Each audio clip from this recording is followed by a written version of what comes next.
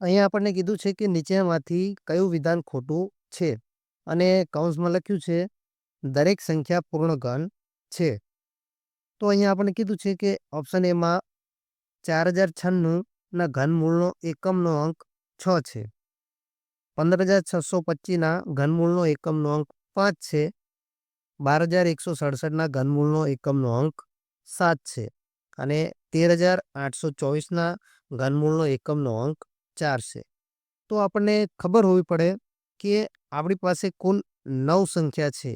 આપણે કુલ 10 સંખ્યા એટલે કે 10 ને પણ લઈ લઈએ તો આપણી પાસે કુલ 10 સંખ્યા છે અને આપણે જોઈશું કે જો એમના એકમના અંક આ હોય તો આ ઓપ્શન સાચો ગણાય. તો આપણે જોઈશું કે ઘનમાં એકનો જ્યારે આપણે ઘન કરીએ ત્યારે એનો એકમનો અંક 1 જ આવે છે.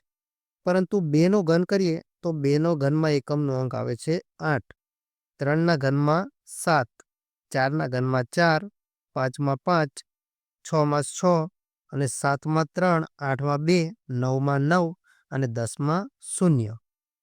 તો આમાં આપણે જોઈશું કે 2 અને 3 આ 2 અને 7 અને 8 આ 2 અહીંયા સંખ્યાના ઘન કરીએ તો એમનો એકમનો અંક જુદો જુદો આવે છે. તો અહીંયા આપણે ઓપ્શનમાં છે કે 4096 ના ઘનમૂળનો એકમનો અંક 6. તો આપણે અહીંયા જોઈશું કે 100 તો 6 નો 6 આવે એટલે ઓપ્શન એ સાચો છે.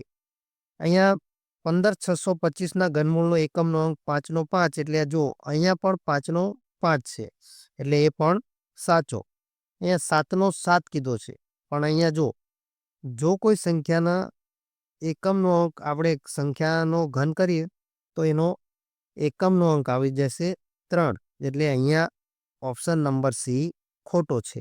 અહીંયા એકમનો અંક આવવો જોઈએ 3 અને અહીંયા જો કે 4 નો એકમનો અંક એ 4 એટલે આ ઓપ્શન પણ સાચો છે. માત્ર યાદ એટલું રાખવાનું છે કે 2, 3 અને 7, 8 બંનેના એકમના અંક જુદા જુદા છે, બાકી બધાના સમાન. વિડીયોને લાઈક કરી દો, તમારો જવાબ કોમેન્ટ કરી દો અને આપણી આ ગુજરાતી ગણિત ચેનલ પર નવા હોય તો ચેનલને સબસ્ક્રાઇબ કરી દો અને તમારા મિત્રો સુધી શેર કરી દો. મળે એક નવા વિડીયો સાથે, ત્યાં સુધી જય હિન્દ, જય ભારત.